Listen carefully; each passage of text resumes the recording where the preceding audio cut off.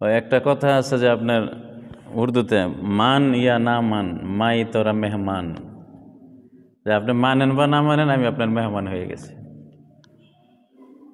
তো ঠিক এরকমই কেউ মানুক বা না মানুক সে আল্লাহর রহমত পাবে না মুহাম্মদ সাল্লাল্লাহু আলাইহি ওয়াসাল্লামের তরিকা ব্যতীত।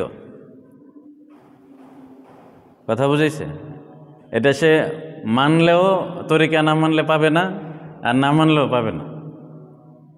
অর্থাৎ কেউ যদি একথা বিশ্বাস করে যে মুহাম্মদ সাল্লাল্লাহু আলাইহি ওয়াসাল্লামের তরিকায় চললে খায়ের বরকত পাওয়া যায় সংসারে, জীবনে, রাষ্ট্রে, আরেকজন বিশ্বাস করে না, তো বিশ্বাস করুক বা না করুক মুহাম্মদ সাল্লাল্লাহু আলাইহি ওয়াসাল্লামের তরিকায় চললে সে রহমত পাবে, আর মুহাম্মদ সাল্লাল্লাহু আলাইহি ওয়াসাল্লামের তরিকায় না চললে রহমত পাবে না, তার জীবনে সে রহমত পাবে না। কথা বুঝাইছে? এটা মানি চাই না মানি বিষয়টা এরকম। কারণ আল্লাহ তাআলা পৃথিবী সৃষ্টি করছেন, বানাইছেন, আল্লাহ পাকের দেওয়া রুলস অনুযায়ী পৃথিবী চলে। বিশ্বের অনেক দেশে তাপমাত্রা -ডিগ্রি থাকে, সারা বছরে -ডিগ্রি থাকে, কখনো কোনো কোনো সময় হয়তো রৌদ্র উঠলে একটু তাপমাত্রা হয়, এছাড়া সূর্য না উঠলে -ডিগ্রি তাপমাত্রা থাকে। এই ইউরোপের দেশগুলোতে বেশিরভাগই এমন। তো এখন এই যে -ডিগ্রি তাপমাত্রা, অর্থাৎ তাপমাত্রা জিরো না, জিরোরও নিচে, তো এটা কি তারা চায়? ওই দেশের মানুষ কি এটা চায়? এরা চায় যে তাপমাত্রাটা স্বাভাবিক থাকুক, আমরা যেন স্বাভাবিকভাবে চলাফেরা করতে পারি। আচ্ছা, তাপমাত্রা -ডিগ্রি হইলে কি হয়? আমাদের দেশে যে শীতের কাপড়, এগুলো ওইখানে চলবে না, এটা কোনো শীতের কাপড়ই না। ওইখানে অনেক মোটা মোটা শীতের কাপড় পরতে হয়, তারপরে পায়ের মধ্যে ওইরকম ওই যে পুলিশের যে জুতা, এই জাতীয় জুতা পরতে হয় যদি রাস্তায় হাঁটতে হয়। আর রাস্তা বরফ পইরা অকেজো হয়ে থাকে, মেশিন দিয়ে বরফ কাটা হয়, তারপরে গাড়ি চলতে পারে, এছাড়া চলতে পারে না। অনেক সময় এমন হয় যে রাতের বেলা গাড়ি রাইখা এখানে চলে গেছে, তো গাড়ির উপরে বরফ জমে রয়েছে, বরফের টিলা হয়ে রয়েছে। এখন বরফ না গলা পর্যন্ত এই গাড়ি এখান থেকে বেরও করতে পারবে না। অনেক সময় এমন হয় যে রুমের ভিতরে লোক আছে, কিন্তু রুমের বাহিরে বরফ পড়া, বরফ জমে রয়েছে, দরজা খুলতে পারতেছে না। এই যে একটা অস্বাভাবিক অবস্থা, এটা কি মানুষ চায়? কি বলেন, চায় নাকি? যে আমরা স্বাভাবিক চলাফেরা করতে পারবো না, রাস্তার মধ্যে কি করবে, বরফ জমে থাকবে, তো দুপুর 2টা পর্যন্ত বাঁচবে, সরকার রাস্তা পরিষ্কার করতে, এরপরে আমরা স্বাভাবিক চলাফেরাটা করতে পারবো। এটা তো কেউ চায় না, চায় নাকি? মানুষ যে চায় না, কিন্তু ঘটনাটা বিষয়টা হচ্ছে কি না, হইতেছে। কেন হইতেছে? মালিক চাইতেছেন, সৃষ্টিকর্তা মাওলা চাইতেছেন যে এটা এরকম হবে। তো এটা আমাদের চাওয়ার দ্বারা, না চাওয়ার দ্বারা কোনো কিছুই কি আসে যায় না। তো ঠিক এরকমভাবেই আরব দেশে আপনার প্রচণ্ড গরম, তারাও কিন্তু এরকমভাবে যখন এসির ভিতরে ঢুকে হয়তো বা মনে মনে ভাবে যে যদি বাইরে এসি হইতো, বা বাইরের পরিবেশটা যদি এরকম ঠান্ডা হইতো, এসির মতো হইতো, তাইলে অনেক ভালো হইতো। আমরা যারা এসিতে টুকটাক ঢুকি, বের হওয়ার পরে কেমন লাগে? শরীর যেমন কুটকুটাইতেছে, এরকম লাগে না যে শরীরে যেমন চিমটাইতেছে কেউ? তো এটা কিন্তু আরব দেশে এই অনুভূতিটা তারা কন্টিনিউ ফিল করে। যখন রুম থেকে বের হচ্ছে, রাস্তায় বের হলে এরকমভাবে চিমটা চিমটি শুরু হয়ে গেছে। ঠিক আছে? তো এইটা কি কেউ পছন্দ করে? এটা কি কেউ চায় যে আমার চিমটাক? কেউ চায় না। কিন্তু ঘটনাটা কি ঘটতেছে, অবস্থাটা হইতেছে এমন। তো এটা মানুষ চাওয়ার দ্বারা কোনো কিছু হইতেছে না।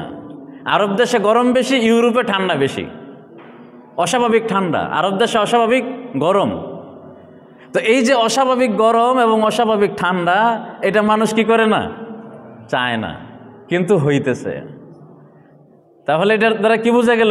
এই আবহাওয়াটা, এই ঠান্ডা গরমটা, এটা কার নিয়ন্ত্রণে চলে? আল্লাহ পাকের নিয়ন্ত্রণে চলে। এটা মানুষ পছন্দ করলেও কোনো কিছু আসা যায় না, না করলেও আসা যায় না।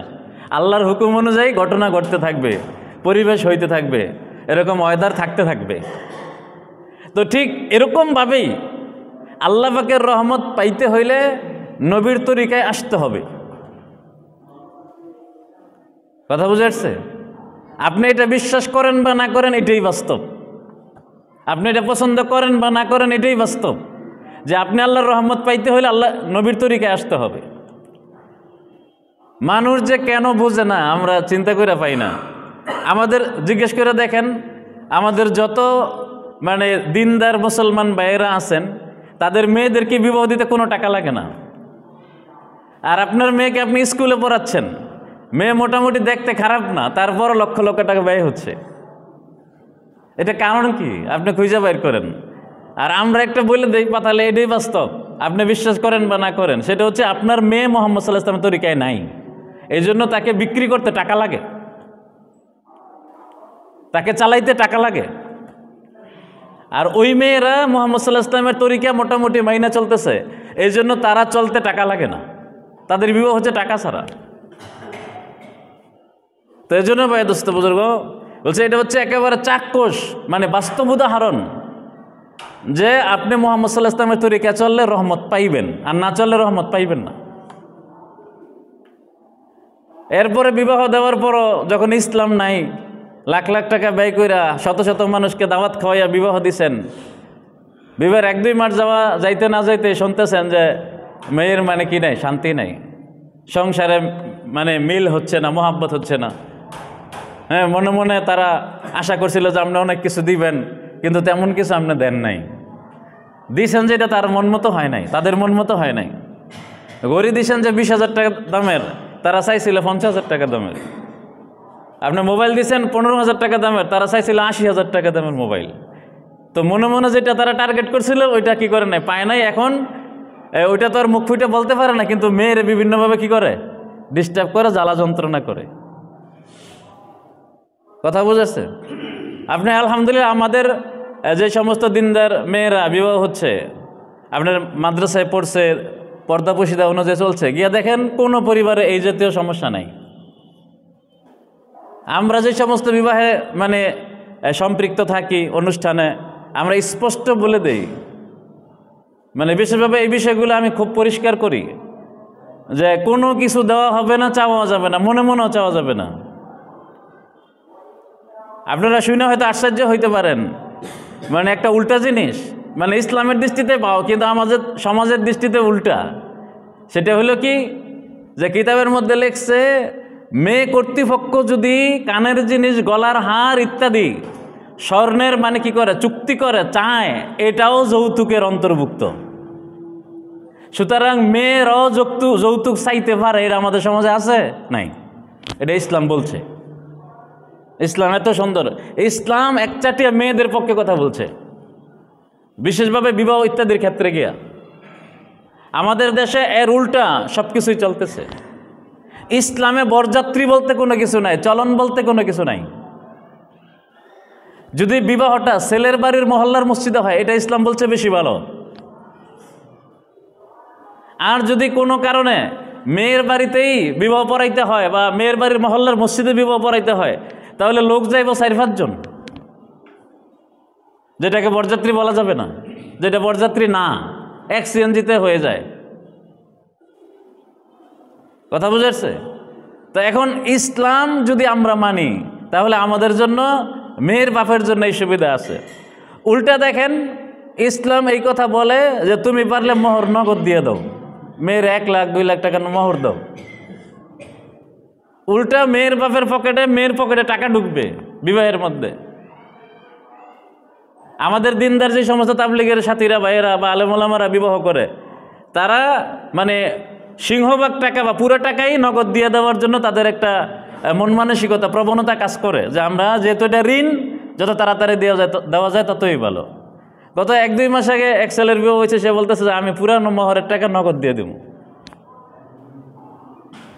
কথা বুঝেছে? তাহলে বিবাহের মধ্যে কি করবে, মেয়ের ঘরে, মেয়ের পরিবারে ছেলের পক্ষ থেকে লক্ষ লক্ষ টাকা ঢুকবে। এটা ইসলাম।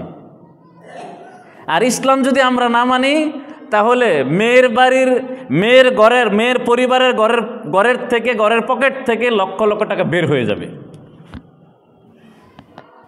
এটা ইসলাম না মানলে হবে। এটা একবারে মানে জাজ্জল্যমান প্রমাণ যে মুহাম্মদ সাল্লাল্লাহু আলাইহি ওয়াসাল্লামের তরিকার মধ্যে রহমত রাখছেন আল্লাহ, আর এর উল্টা তরিকার মধ্যে কোনো রহমত নাই। এরপরও যদি মুসলমান রহমত এবং মুহাম্মদ সাল্লাল্লাহু আলাইহি ওয়াসাল্লামের তরিকা না বোঝে, তাহলে ইসলাম আর কি করতো? আল্লাহ পড়তে ঘরে ঘরে আইসা স্বর্ণ দিয়ে যাইতো, বস্তা দিয়া, যে তোর আল্লাহ আকাম কুকাম নাচ গান যা দেখার দেখ, আমি তো ঘরের মধ্যে কি দিলাম, স্বর্ণ দিয়ে গেলাম 1 বস্তা করে। এইটা হইলে মনে খুব আল্লাহরে বালা কইলে মানুষ, একের আল্লাহ কত বালারে, স্বর্ণ দিয়ে গেছে, আমি আকামকুক আমি সব করতেছি, তারপর আল্লাহ স্বর্ণ দিয়ে গেছে। আল্লাহর মতো বালা মানুষ হইতে পারে না। এরকম হইলে মনে ভালো হইতো, কি বলেন? আমরা নাফরমানি আরো বাড়াই দিতাম। কথা বুঝেছে?